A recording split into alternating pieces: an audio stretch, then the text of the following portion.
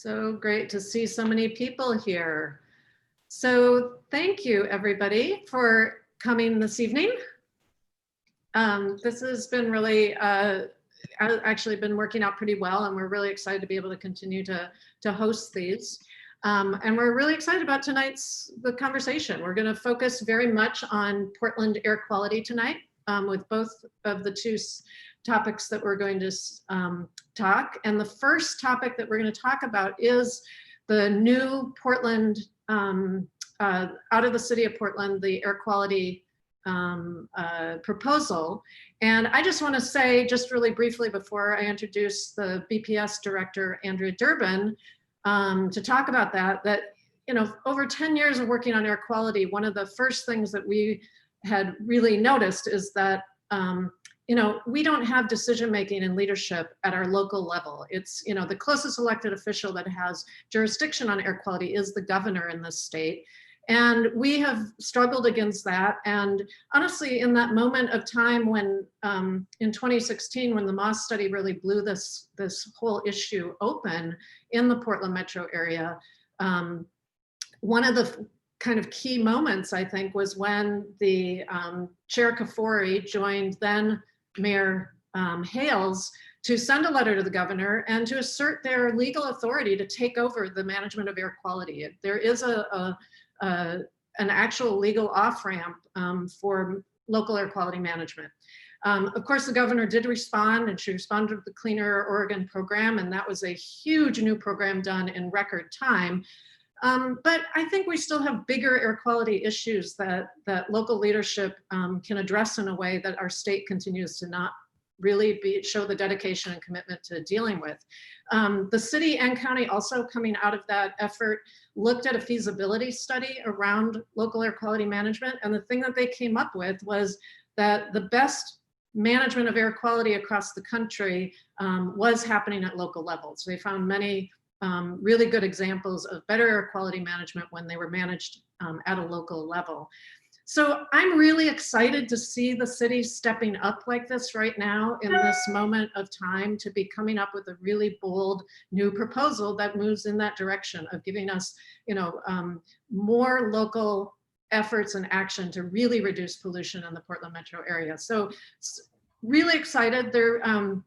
There's going to be a public comment period, or the public comment period is open now for this proposal, and it ends June 4th or January 4th. We'll be working on our comments, and we'll obviously be sharing our thoughts about this with you all. Just a little bit about the way things are going to go. Andrea Durbin, Director Durbin, is with us until 4:30. She also has the key staff person working on this proposal, Kyle Diesner, will be here.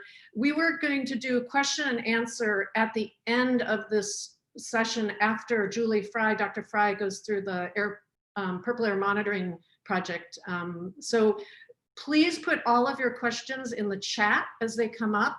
We'll be looking at those. We'll get to as many as we can during the question and answer period, when Kyle and Julie will both be here to actually be able to answer questions on the two topics tonight.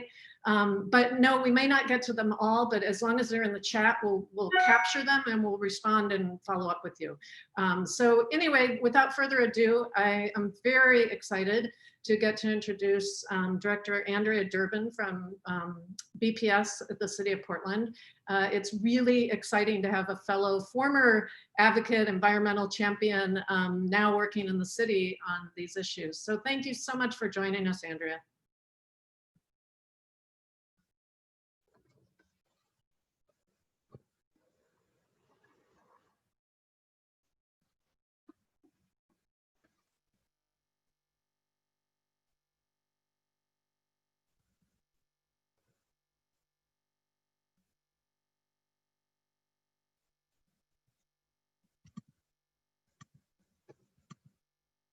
Oh, we're trying to unmute Director Durbin.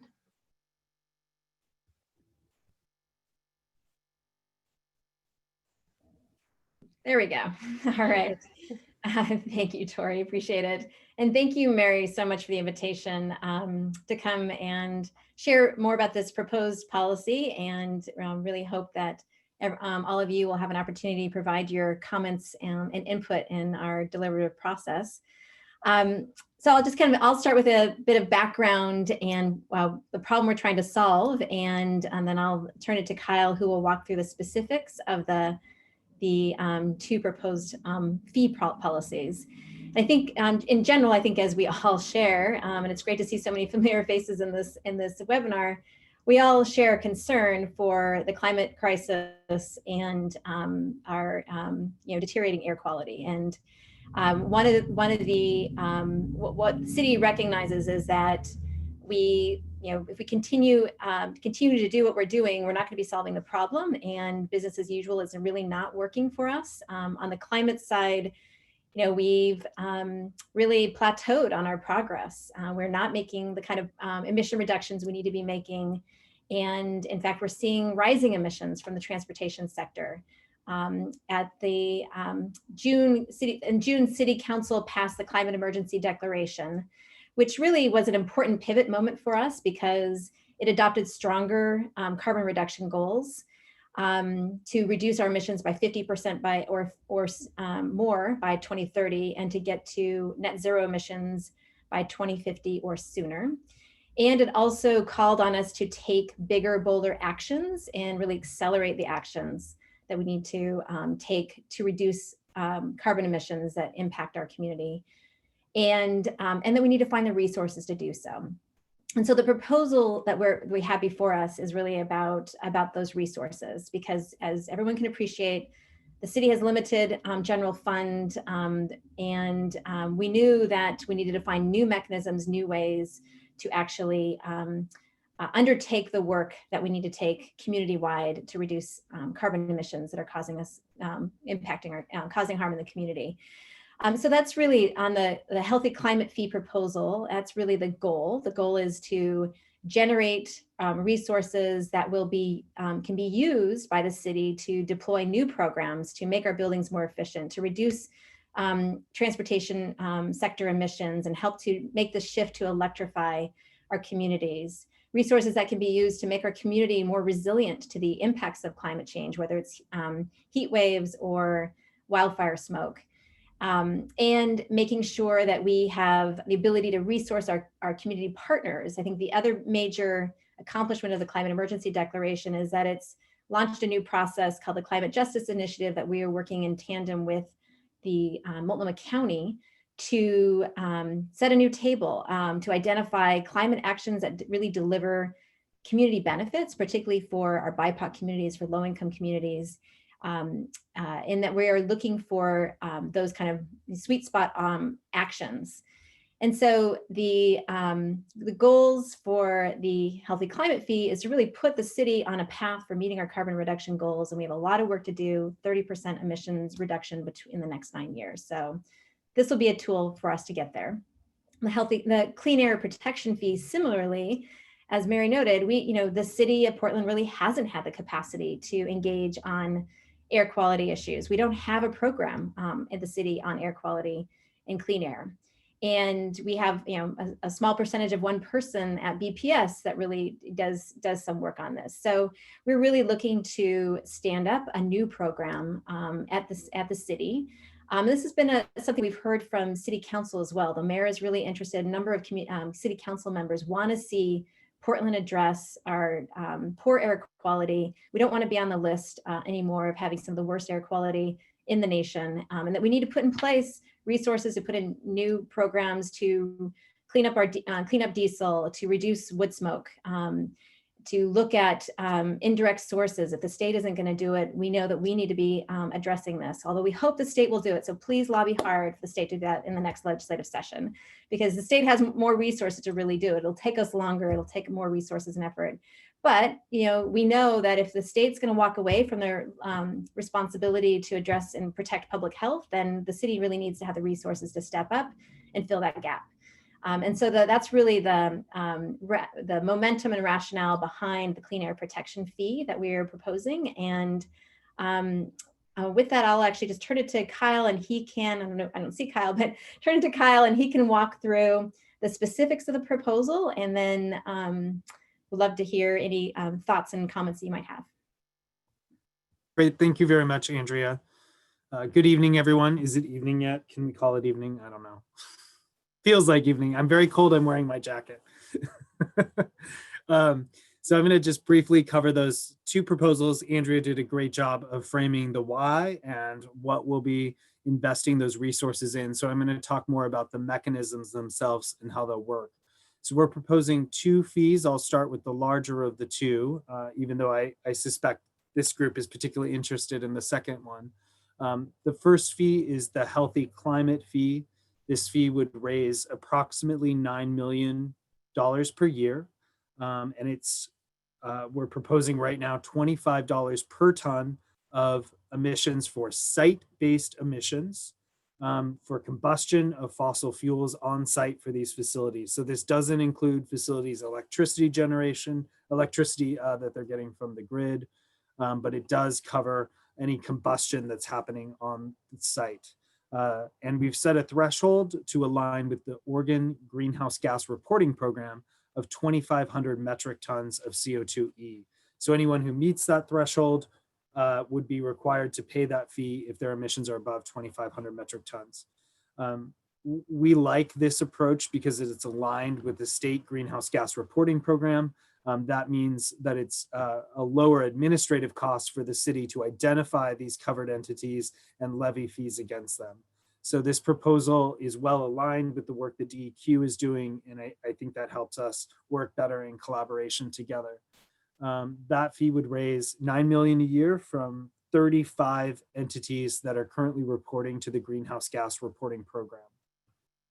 I think Andrea did a good job of covering how we intend to use that revenue. So I'm going to segue now and talk about the Clean Air Protection Fee. This fee covers a broader segment of entities. So there's 72 facilities in the city of Portland that hold air permits. This original draft of the proposal covers facilities that hold simple, standard, or Title V permits. We have excluded the general and basic permit holders. There's about 400 additional businesses that hold general or basic permits, but those tend to be much smaller businesses like dry cleaners. So we've focused instead on those larger permit holders at the simple, standard, or Title V level. We've received some good feedback from stakeholders in your community about aligning, and the current proposal has a tiered fee schedule, so $15,000, $25,000, and $40,000 for each of those permit holders. But we've received some really good feedback from your community about actually tying those fees to the actual pollution levels and obtaining that data from their DEQ permits to do that. So thank you for those of you on this call that have already made that suggestion. We think it's a good one and really aligns that proposal well with the Healthy Climate fee. So we'll be exploring that, and I have a meeting with Oregon DEQ on Friday to look into that proposal. So I just wanted to let you know that that's on my radar, and we're exploring that approach as well. The money, as Andrea said, it'll really go to stand up a new clean air program to analyze how levels of air pollution vary within the city and how exposure impacts Portland residents. And then to develop and manage programs to reduce exposure. I think it was Mary who mentioned this, but our study that was that the city and county conducted together in 2018, Ensuring Healthy Air. If you haven't seen this, you could Google it, but I can also, Mary could probably distribute it to the group. But that study identified a number of opportunities for local governments to really step up and start to address air quality. So we really see this new fee on the clean air side as a mechanism for us to begin to resource implementing the suggestions in that strategy. And with that, I'll just pause and see if there's questions on the proposals. And Andrea, did you want to add something? I see the hand up. Can you unmute, Andrea? Thank you. Yeah, so I just wanted to talk a little bit about the process and next steps. So Mary talked about we have a public comment period open until January 4th. Really encourage you to use that opportunity to give us feedback. And also really let us know if you like this proposal, please let us know that you like it, that you want to see the city do that, pass this proposal. It's really important for us to receive that in the public comment period and have it be part of the public record.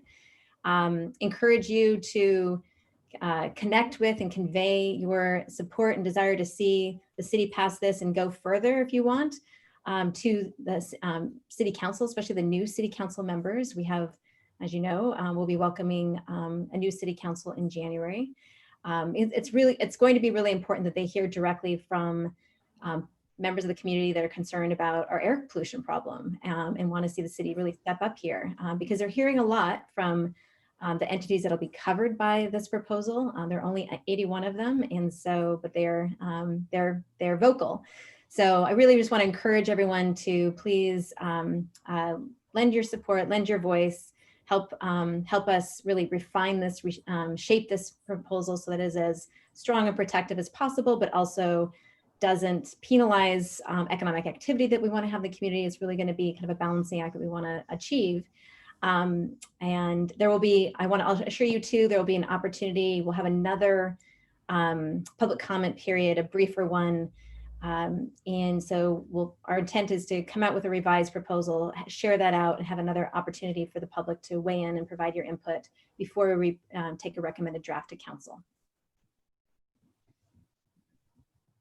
So I really want to thank Director Durbin and Kyle for being here today and walking us through this. We are planning to do the question and answer at the end. Kyle, I probably should, I know that Director Durbin needs to jump, but I'm hoping you can stay on so that you can answer some questions at the end. Does that work for you? Or otherwise we can plan on forwarding them, because I think there's a few in the chat already. At the end of what? I'm just curious what else is up. So we have Dr. Fry is going to go through our Purple Air Network, our new monitoring project that we're launching, and so she's going to walk through that, and we were going to do question and answer sort of all in the end. Okay. And sure, I can stay till 5. Okay, great. I apologize to everyone. We're still learning. I'll be really honest, to manage large groups on Zoom with the interactive process. So so thanks to everybody for their patience on that part of it for us. I want to get into the next piece. I just want to reiterate, yes, we do want to make sure that people are really looking at the city proposal and sending, comments in support of the city taking action in this area. I think it's really critical. As I said, we'll be sharing our thoughts more specifically around the proposal and things that we think can happen, or, pieces of it that can be tweaked or otherwise, in general. Obviously, it's not strong enough for us. We'll be advocating for even stronger city level action, but this certainly is something that we're in support of, and we'll be trying to muster as much as of our constituency, you and others, to be also weighing in and making sure city officials are hearing from our constituents. So. Again, I think this is a great segue into our next piece of the presentation, which is, really trying to understand, Portland air quality. And I think there's been a lot of conversations over the last 10 years about what do we know what's in our air? How do we understand air quality in the Portland metro region? We know we have the highest levels of pollution in this area, but what do we understand from our regulators, and what technology has been, in the 10 years that I've been working on this, the technology has been an area of such growth and change. It's been really astounding. I mean, when I started, there was talk of some, kind of personal monitors, but really still, the ability to monitor our air was something that was really only in the capacity of the state and the federal government to do. And I was told that an air quality monitor costs $250,000 and the management. And so the idea that that technology is getting, is scaling down to the level that, more people can use it, more people can access it, is really exciting. But then it adds a whole nother component of, what do we know about our air? What do we understand about our air, and how do all these puzzle pieces fit together?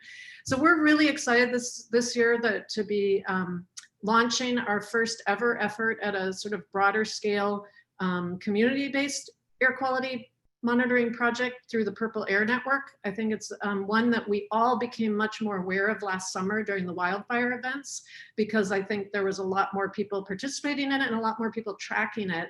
And I think when you saw that Purple Air map, you could understand the discrepancies, that can happen at very hyperlocal levels in terms of air quality. So we're really excited to be investing in this and working with Dr. Fry to launch this new program. Julie, do you want to go to the next slide? And mostly what we're kind of understanding right now is, as much as 2020 has been a crazy year and might seem like a year, that nothing seems as important as the crisis at hand, we find that in just about every crisis we've experienced this year, whether it's the wildfires, the virus, and even the social justice issues around disparities and discrepancies in, equal access to clean environments, we're finding these all come down to a lot of intersections with air quality. And that this has really actually given us more motivation and more sense of urgency around the work that we're doing. There is a nexus and an intersection with just about all of these issues, whether, the climate forcing issues around diesel pollution that are driving climate, whether it's the added vulnerabilities of living in a polluted environment that create more vulnerabilities to the COVID exposure, and just all that we've learned over the years about the inequality and access to clean, safe air in our communities is also a significant racial justice issue for our communities. Do you want to go to the next slide, Julie? So just really quickly before Julie starts, one of the things about air quality is you have measuring tools and then you have the measuring sticks. And what we understand about what's in our air are defined by pretty much just two different measuring sticks. The National Ambient Air Quality Standards, the NAAQS, which are the 6 enforceable, actual federally enforceable standards that our state government is required to maintain at safe levels. And Julie's going to get much more into the particulate pollution piece of that. And that's why I kind of put a red line around that, that level of what that national air quality standard is. In Oregon, we have a whole nother set, and I think this is just part of that urgency around why do we need Portland action on clean air. In Oregon developed an air toxics program almost 2 decades ago. And one of the things that they did was create ambient benchmark concentrations for 52 different air toxics, where the level was set at what is considered acceptable risk, the 1 in a million additional cancers based on a lifetime of exposure. They did a Portland Air Toxic Solutions study that found that 19 of the 52 air toxics that they had identified exceeded that acceptable risk level. And many of those, and I only highlighted a few of them that are really related to PM, and then benzene, because it's also a huge driver in the region of health risk issues, but many of them are related to PM,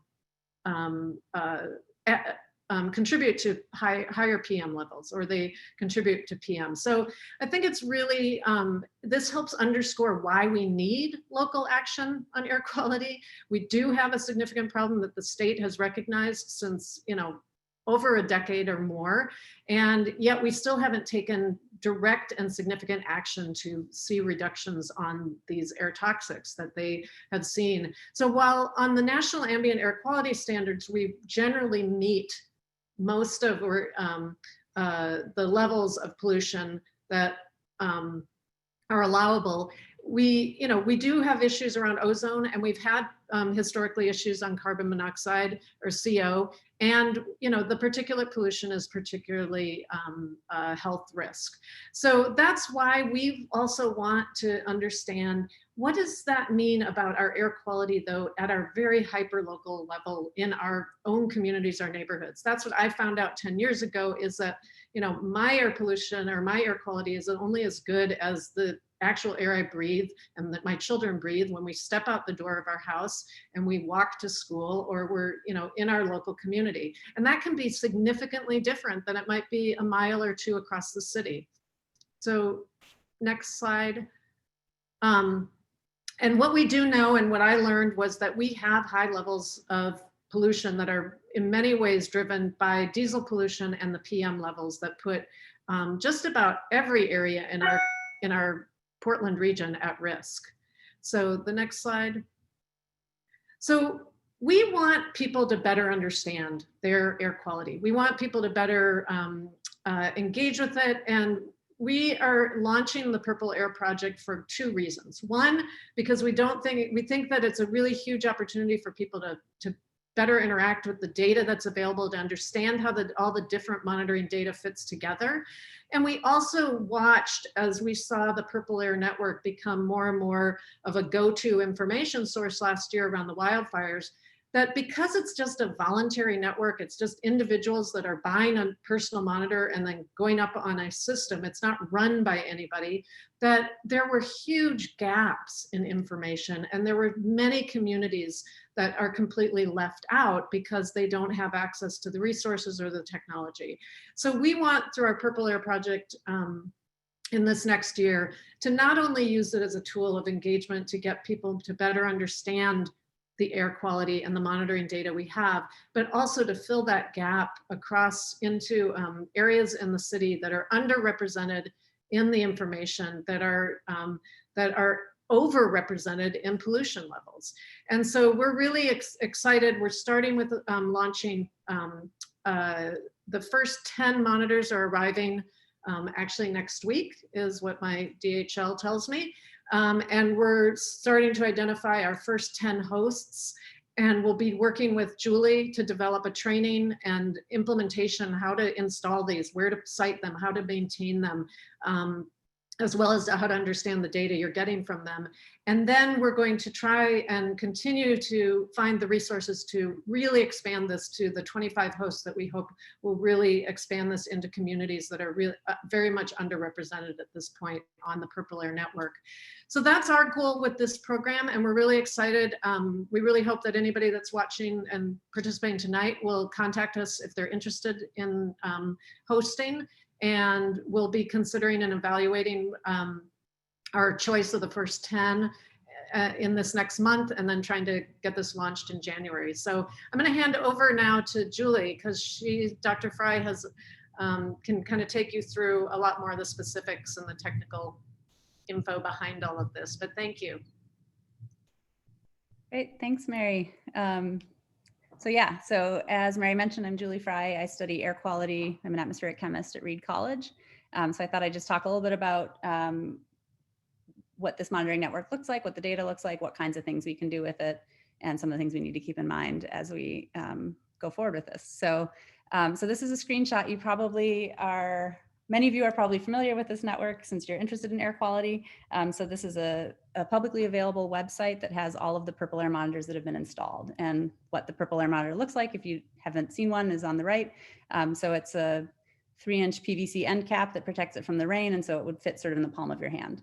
And it needs power and internet. And so when you purchase one of these or 10 of these from Purple Air, as Mary has, they'll send them to you and you register your device, you tell Purple Air where it is, and the only way that you can look at your data is through their map.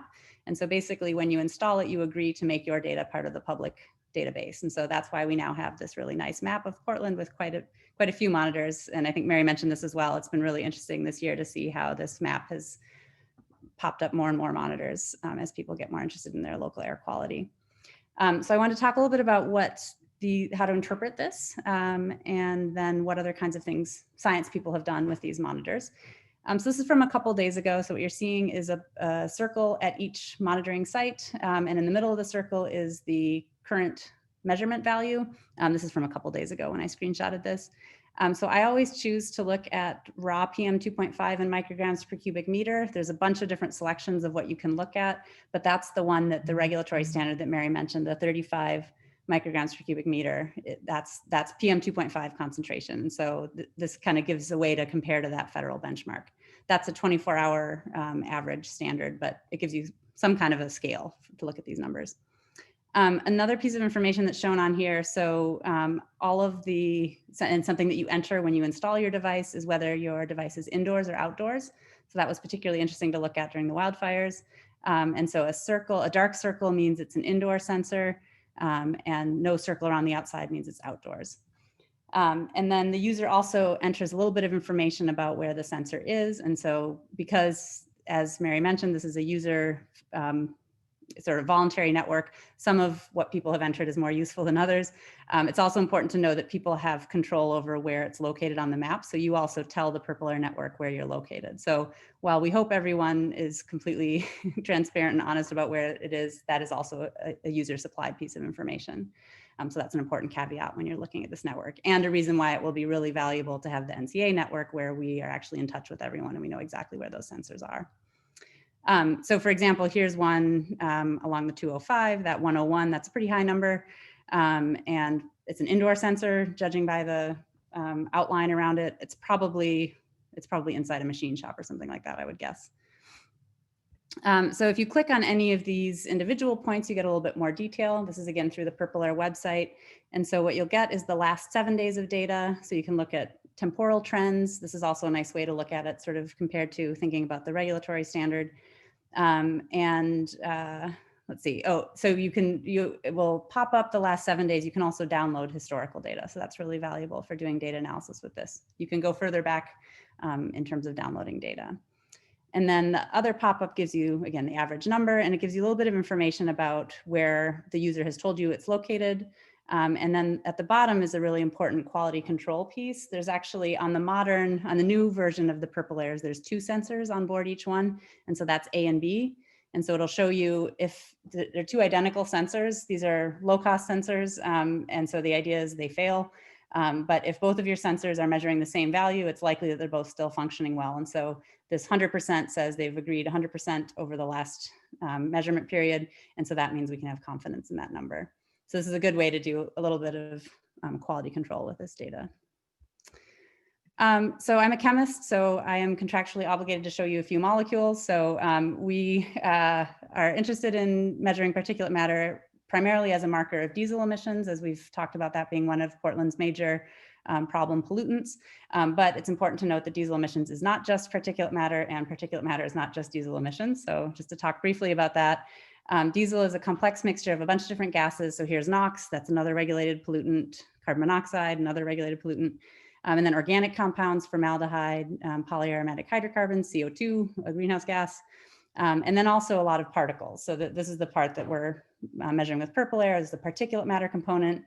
And you can see this cartoon version shows it's a fairly complex structure, these particles. So there's a core that's soot, black carbon. And then riding on that soot particle are all kinds of sulfur and nitrogen oxides, organic compounds, metals, toxic organic compounds. So there's a lot of surface area for some really nasty stuff to ride on, which is why we're so concerned about that. This is a public health concern. And then they're not nice, neat little cannonballs like that cartoon picture, but they're actually quite structurally complex. And so the bottom image is showing a microscope image of some soot particles, where you can see that they've got these really complicated kind of fractal structures. So there's lots of surface area for this nasty stuff to ride on. Measuring fine particulate matter is one way to track diesel pollution, because that's one component of the diesel pollution.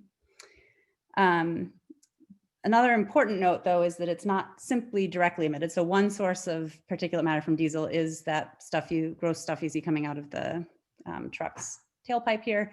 So there's direct emission of soot particles, but there's also this fairly complicated chemistry that happens in the atmosphere. So diesel emissions are emitted into an atmosphere containing all kinds of other molecules, and the diesel emissions itself contain NOx, this NO and NO2, volatile organic compounds.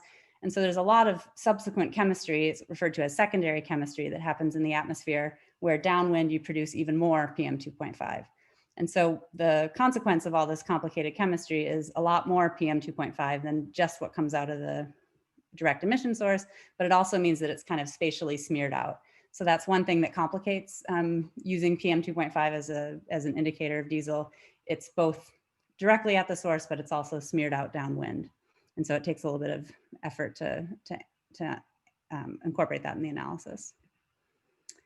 Also to mention, so both PM 2.5 comes from different aspects of diesel, but it also comes from other sources. And so Mary mentioned the great interest in the purple air site during the fires. So here's a snapshot of the Portland monitoring sites on September 10th. And so if you remember the recent snapshot, the numbers are all sort of in the ones digits, they're below 10, and here during those fires, it was in the hundreds. And so this is both a challenge with the measurement. It's not a unique diesel measurement, so we're seeing all kinds of different sources, but it's also an opportunity to learn about a lot of different air pollutants that are sources of particulate matter pollution that's of concern to our health. So moving on to kind of the spatial picture and why we'd really like to sort of expand this network and thinking about what we know already about where air toxic exposure is highest in Portland. So this is a figure that you may have seen. It was reported in OPB earlier this year. This is some work from Vivek Chandas's group at Portland State University, where they used the Cleaner Air Oregon database to look at the major pollutant point sources, industrial point sources. And so those are all shown as the circles. And then with the little factory icons are over the top 10 emitters. And the background then is by census block, the percentage of the population in each census block that are people of color.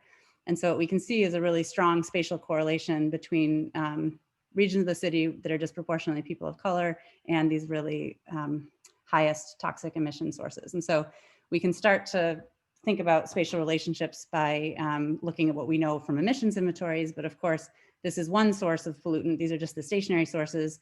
And we know that there's a lot of sources of toxic air toxins that are mobile. So we also want to think about those mobile sources. So here's actually some more work from Vivek Chandas's group at PSU. This is from his research scientist,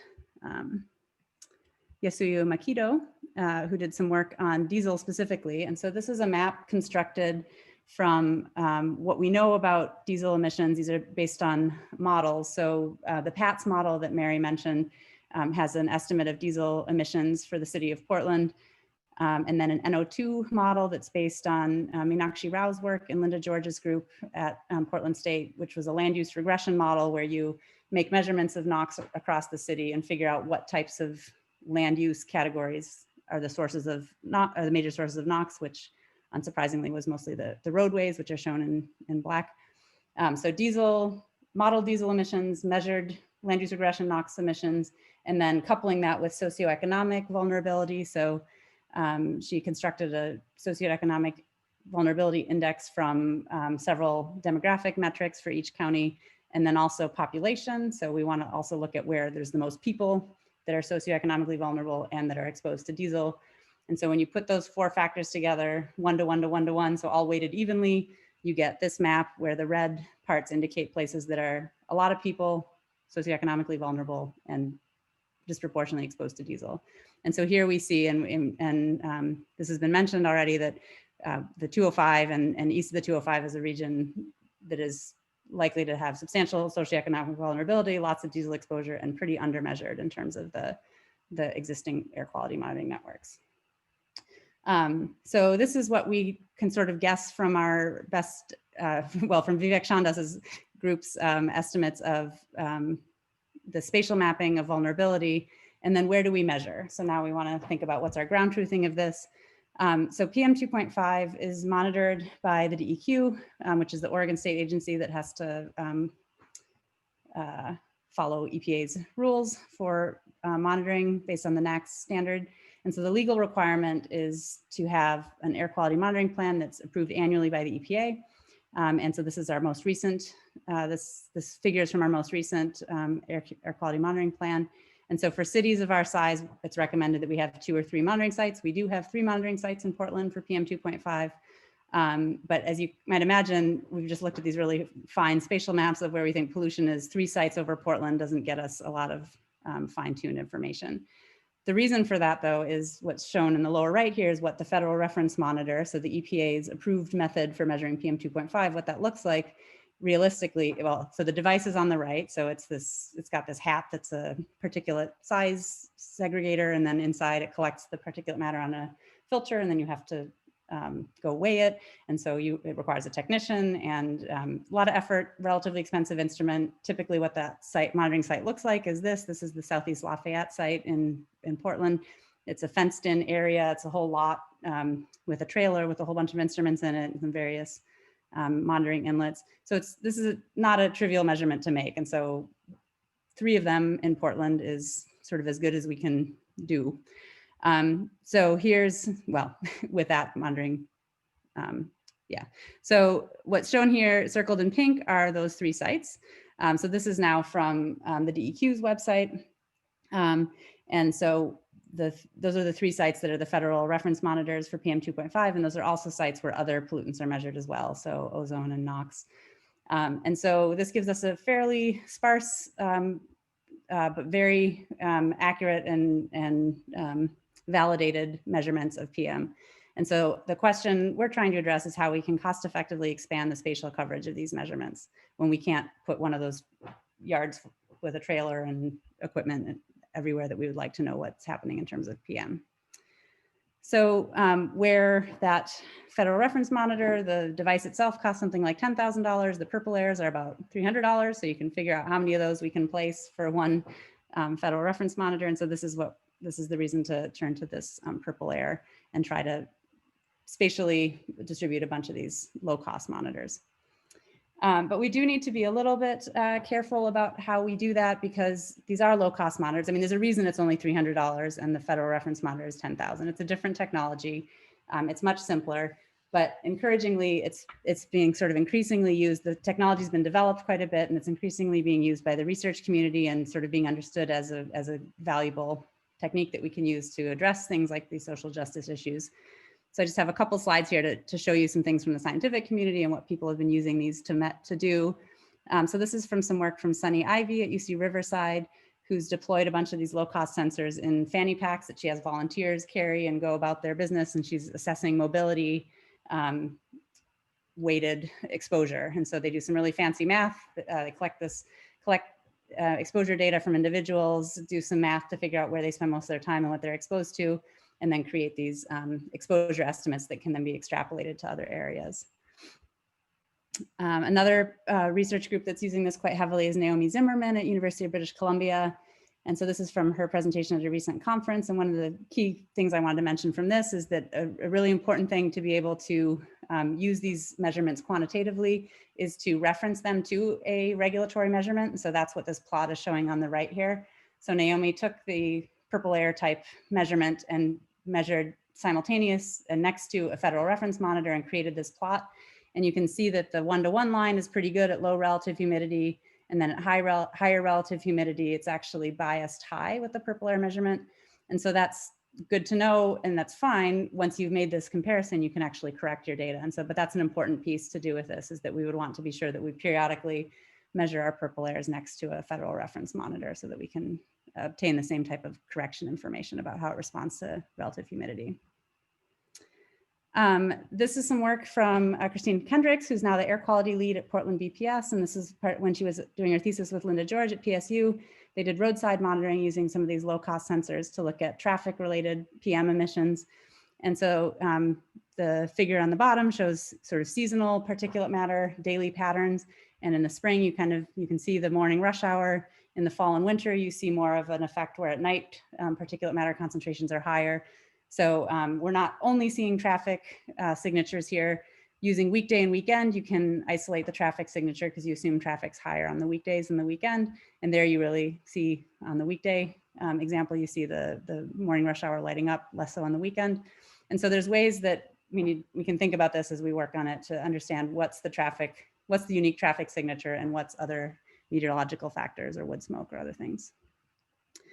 And then the last little research piece I want to show you is from Reed College. This fall, my students all built their own low-cost PM sensors using the same basic technology as the purple air monitor, and then measured inside and outside of various campus buildings around Reed College, and measured the average PM at the same time inside and outside to sort of check the ventilation efficiency of different buildings. And so there's an opportunity here to learn something about air HVAC systems and air exchange using indoor and outdoor measurements with these types of devices. So that's all I had for that. And I guess we'll talk a little bit more about, Mary mentioned the deployment. We'll have some instructional videos about how to install your sensors. Here's just a picture of the bottom of one of them showing the paired sensors for quality control. And I really look forward to working with you all on expanding this network. So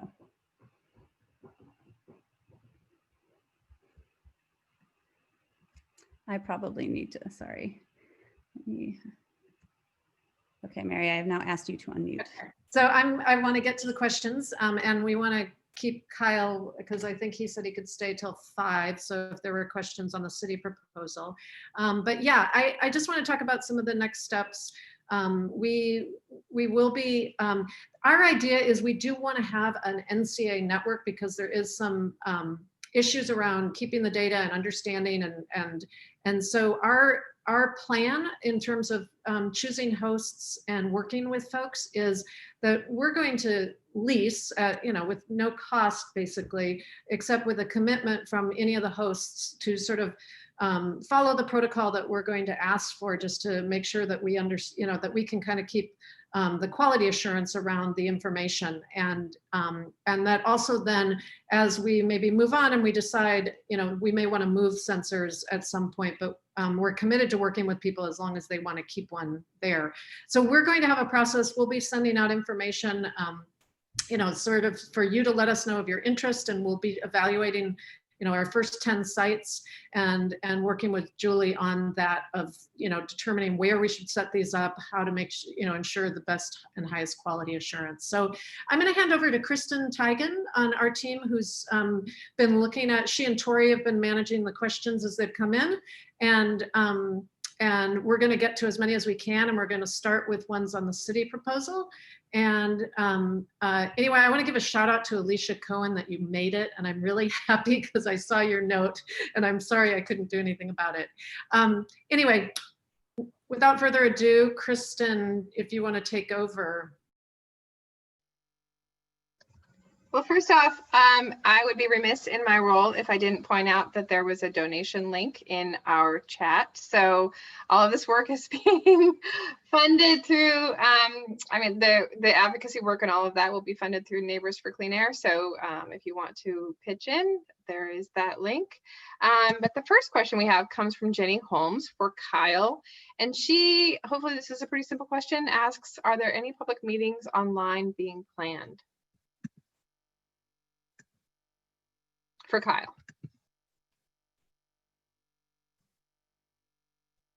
We're trying to unmute Kyle, I believe. Oh, Kyle is still, there we go. Yay. Thank you. Online meetings being planned. Yes. So public comment will close January 4th.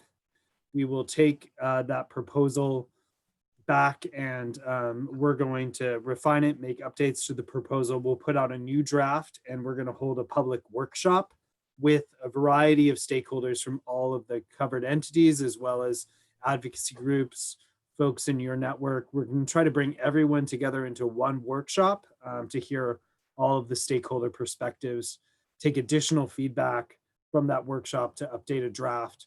That draft will then be the one that'll go out for a second round of public comment. Great, thank you.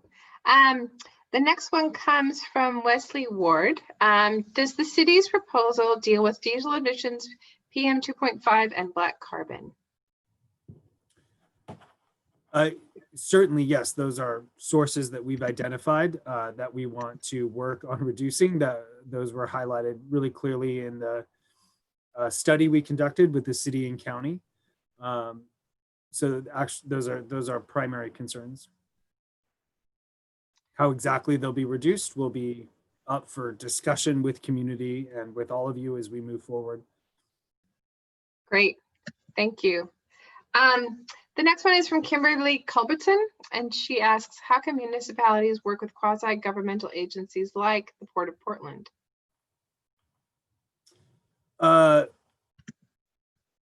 So we do work with quasi-governmental agencies all the time. I met with Port of Portland today to get their feedback on the proposal. I'm not quite sure how to answer that question because they are important partners. As many of you probably know, we have a clean air construction standard. I worked on that project closely with the port so that we could both adopt the same standards for our own construction projects. And so I've had the pleasure of bringing the port along on some of this air quality work, and we'll continue to collaborate with them as we move forward. Great. just a few more for you, Kyle, or maybe just one. There is, sorry, I'm making sure. I'm not sure if this was the right question, but is the 25-ton fee only based per ton fee only based on the amount of GHG emissions? If not, why not hazardous pollutants as well? Yeah, I addressed this addressed this briefly in my presentation. So Yes. the healthy climate fee will be $25 per ton on anthropogenic greenhouse gas emissions only. Now Okay. we're proposing a Okay. separate clean air protection fee. That fee, the draft proposal has a tiered fee schedule, not tied to the volume of pollution.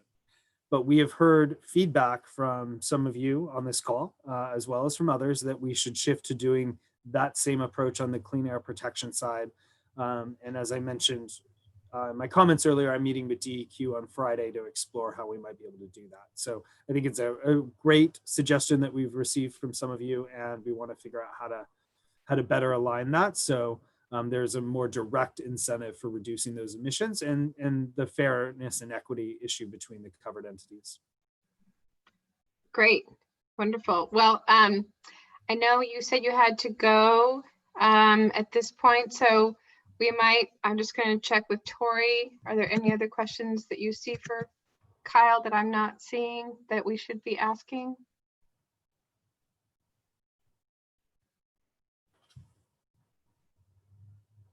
No, we're good? Okay. Okay, well, thank you, Kyle, so much, and we appreciate your contributions. Sorry, Kristen, I just want to say really quick, I just got unmuted. There are a couple other questions that people asked, but they are kind of more related to other programs from the city. Someone asked a question about how the city might regulate diesel construction equipment, and Kyle mentioned the Clean Air Construction Program. That is. I have a few more minutes, so I'm happy to stay on and answer the rest of the questions.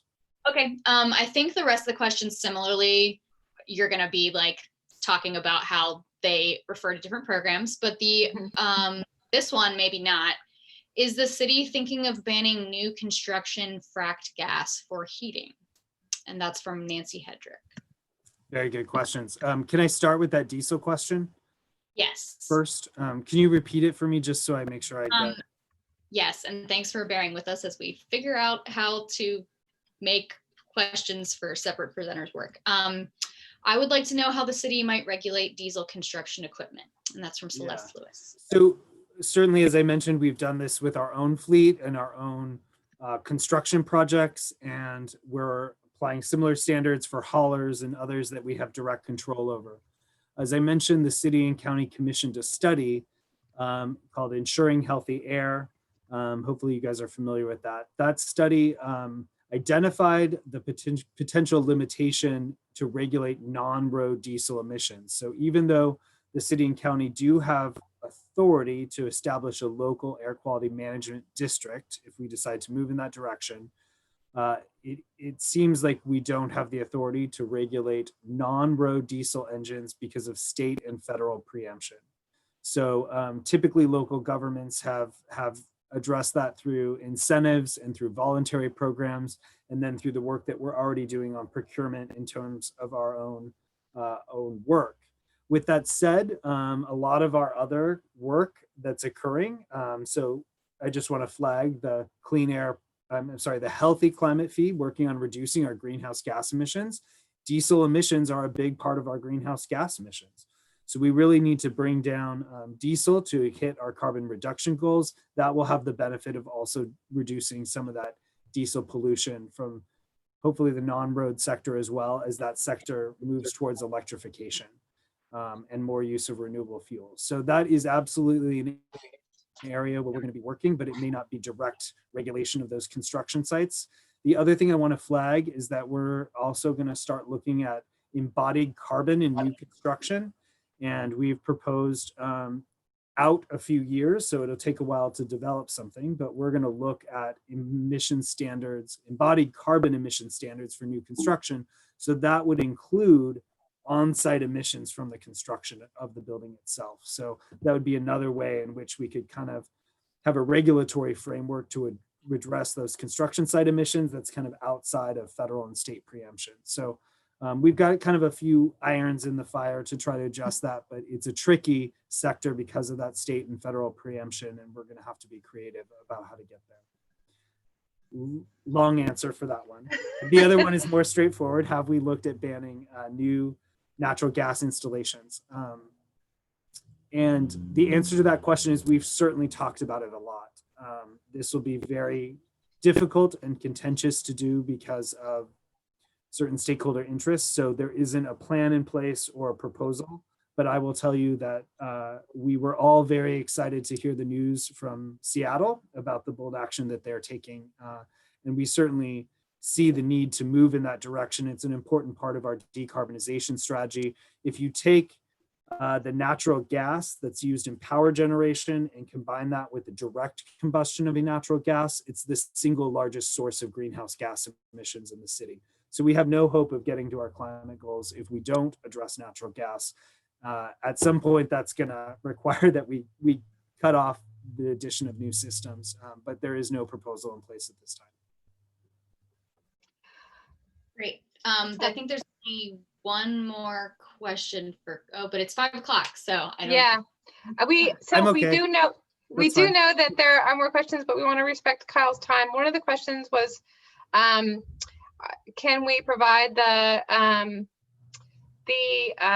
link for public comment? And we absolutely will. For people who Andrea pasted that into the. Yeah, so it's up. If you look up in the chat, you can find that, and we will also be following up tomorrow with an email to you all with a recording and some more information about how to get involved. So we want to again respect Kyle's time. It's 5 o'clock. We have lots of questions for Julie as well. So great. Thank you all. Thank you, Kyle. Thank you. Okay, Julie, you ready for some questions? Great. Okay, so Julie, for another one from Jenny Holmes, says, who is monitoring the ultrafine particles under PM 2.5? More dangerous because of greater surface area to volume and ability to cross blood-brain barrier. Somebody has to unmute Julie. Yep, Julie transferred this to me just in time for me to need to unmute her. So sorry, everybody. We're working out the kinks. Thanks everybody for your patience. Yes. Okay. Everyone else. I'll be completely versant in Zoom right about the time we no longer need it, right? Everyone else is I don't think it's coming as soon as we hope. Everyone's in alphabetical order except for Julie, apparently. So I think you're unmuted. Thank you. Yeah, so the question was about ultrafine particles and their greater health hazard. Yeah, so I think that's a great point. So the current regulatory pollutants or the regulated pollutants are PM10 and PM 2.5. There is not currently a federal standard for ultrafine. And it's absolutely true that those are particularly harmful particles. Diesel emissions have a lot of ultrafine particles in them. And we talked at the beginning about how those can have a lot of toxic substances adhered to the outside of those soot fractals. So yeah, so I think it is a gap in our, it's a gap in our regulatory framework. They're harder to measure because they're smaller. So it's more difficult to have an instrument that measures those ultrafines. There's not a lot of mass there. And so the mass is overwhelmed by the bigger particles, but the ultrafines certainly do have a disproportionate health impact. So I think that's a great point. The purple layers do have a little bit of size resolution, but I think it's very approximated. It's based on an assumption about a size distribution of particles. It doesn't actually size select, whereas fancier instruments, you can actually measure a particle size distribution, so you get a little bit more information. But yeah, it's a tougher measurement to make for sure, and an important one. Great, thanks, Julie. The next one is from Bob Wright, and it's a little bit of a long one, but it's got great information. He writes, yesterday I brought online the first outside purple air PA2 sensor on my 5th floor balcony in downtown Portland, south of Burnside. Others will follow. For Dr. Fry, is there a preferred location criteria, height above street level? Is there an overall data analysis plan for the recorded data, taking into account the known bias purple air sensors have with respect to EPA sensors? Yeah, no, thank you for that. So yes, so I think, so you're on the 5th floor. So actually something that I am very personally curious about would be if we could find a building that there's I mean, this is not for a long-term monitoring, but it would be really cool to do a vertical profile. I think, yeah, so in terms of the monitoring network, I think we'll put together some instructions about where to site it in terms of what's locally around the sensors so that you don't have nearby surfaces that are creating air currents that would prevent it from measuring a representative concentration. But I think the focus will be on exposure. So on siting these monitors in places where people are living and working and being exposed to the particulate matter. Yes, to the question about the known bias. Yeah, so I think I've been really encouraged to see a lot of researchers working hard to figure out how to best do the kinds of corrections that you're talking about to account for the fact that there is a bias between, bias meaning sort of a constant offset between these low cost sensors and federal reference monitoring. I think with the, Mary and I have yet to talk about this in detail, but I think we might want to think about taking a field trip down to the Southeast Lafayette monitoring station and basically deploy the sensors for a little while there and see how they all behave to do some kind of pre and post monitoring quality control checks. And I think that'll be very valuable to have a set of data that we can then use to correct any ambient measurements that the sensors make in different locations. When they spread out to different places, then we'll know. So we do sort of a before and after check against a federal reference monitor. Great. Okay. Thank you for that question, Bob. There is one more from Alicia. She writes, I have 2 purple air monitors. I've been tracking PA at our home on Sherman, Southeast Sherman, for 3 years. I'm very interested in wood smoke pollution since the smell of wood smoke and spikes of PM 2.5 are striking. I also have a monitor at Cascade Head, wow, where there are no pollution sources, roads, industrial, but very heavy pollution, seemingly all from wood smoke. It has highlighted for me very much the contribution of wood smoke. What are your thoughts on wood smoke and is it possible to decouple sources of PM 2.5 via purple air? Yeah, no, that's a great point. Yeah, so the purple air measures, it measures light scattering is what it actually measures. And you can infer the amount of particulate mass from that light scattering by assuming something about the size distribution. So there are some assumptions that go into interpreting the measurement from the purple air, and it would not, without making other chemical speciation measurements, it would not be possible to directly say, you know, this particular spike is from wood smoke and this is from traffic. So I think there are data analysis tools that we can use to try to isolate based on temporal patterns, patterns over the day, in terms of known sort of traffic driven patterns. In terms of, but yeah, I think it's absolutely true that these sensors will be highly sensitive to wood smoke. And so that's something that we certainly need to keep in mind in terms of interpreting the data. There's seasonal patterns that'll help us interpret that as well. And then, I mean, we can use, I think, an advantage of, you know, they're sparse, but there are monitoring sites there are multi-pollutant monitoring sites around Portland. And so we could use potentially information from those sites to identify time periods where there's substantial wood smoke signal in order to be able to zero it out if we're trying to understand a traffic signal. But yeah, these are all important questions in terms of interpreting the data. Great. There was one that just entered the chat. Are you interested in data from other sensors? I have a Pocket Lab Air and a Plume sensor. My neighbor has a purple air. Yeah, okay. So I think Pocket Air is multi-pollutant, if I remember correctly, but yeah, there's sort of an increasing ecosystem of low-cost sensor kits.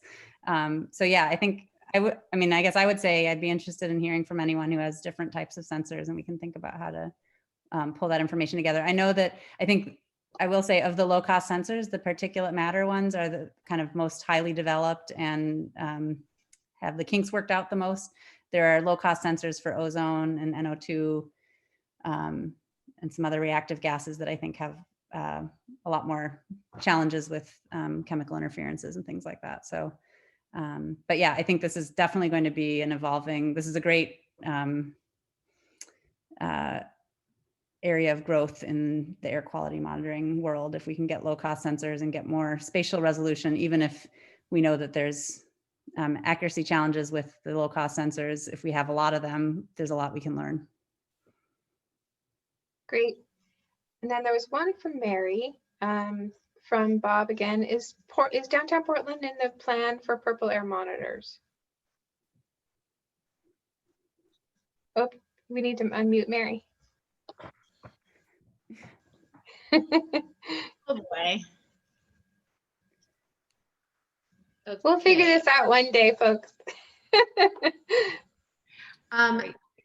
So is there a plan for the downtown?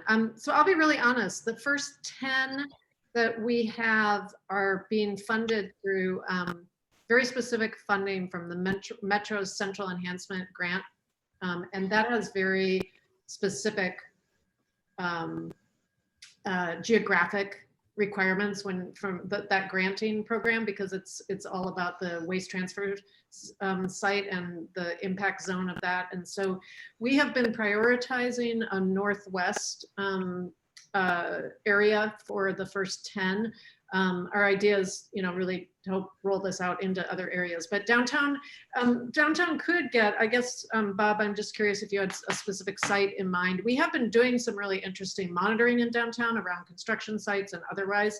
But I mean, I'm really interested in having these anywhere where people are living and there's pollution and so if you had something specific in mind about a location, I'd be happy to talk to you.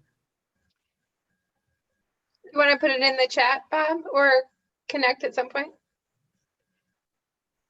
I think you or just Tori. Talk. Yeah, Tori, would you unwrite or unmute Bob, right?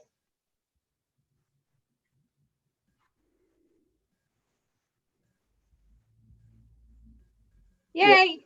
Yeah, very quickly. I don't mean to interrupt, but we have a committee of the Downtown Neighborhood Association that's just starting, and we're going to be buying a bunch of these, but we hate to randomly put them in the downtown area.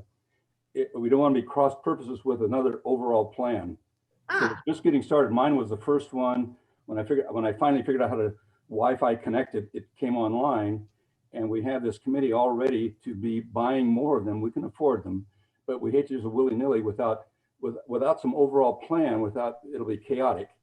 Not that we want yours in downtown, but we are planning to populate downtown. Height, where, and all that is, maybe some guidance would be appreciated. Yeah, can we follow up with you, Bob? That's really exciting, Sure. and love to, and talk to, and maybe Julie can join us and we can coordinate a conversation. And I'm a retired meteorologist. Excellent. And pollution concentration is a big time affected by inversions and the wind speed, a lot of things. Yeah. Yeah. Yeah, So but I don't volunteer to do this. It's been 30 years since I got dirty with data. So I'd love to follow up with you offline. So thank you very much. I think if you put your email in the chat, that would be great, just to make sure that I have it. Then I think Tori already put this in the chat and mentioned it, but if people have any interest in placing any other purple air monitors, please feel free to email me. My email is in the chat, but just in case, it's Kristin, Kristin, @neighborsforcleanair.org. So, and I think those are the questions that we had for Julie. Mary, do you want to make some closing comments? I just want to thank everybody for showing up. We've been really excited to have these incredible partners to work with. Dr. Fry is part of the EPA funded diesel study with Portland State University researcher, Dr. Linda George. We have amazing people up at Lewis and Clark that help us in our policy work through the Green Energy Institute and Northwest Environmental Defense Center. And of course, I want to thank my amazing staff, who has been Kristin and Tori, adaptive and flexible and amazing and all this crazy as we continue to, the work's not going away. It's just a whole different world, but it's so great to see so many familiar faces tonight. And and we really appreciate your interest and help with this work. And yeah, so thank you. That's all I really have to say. Thank you very much. We will be following up with a pretty detailed email. We've been taking notes all evening about all the follow-up things we've promised you. So, so if we missed anything, don't hesitate to contact us and ask, but I think we've captured most of it. And thank you, Julie, very much. Really appreciate your assistance in this and a great presentation. Thank you all. Looking forward to working with you. Bye, everybody. Thanks. Bye. Bye.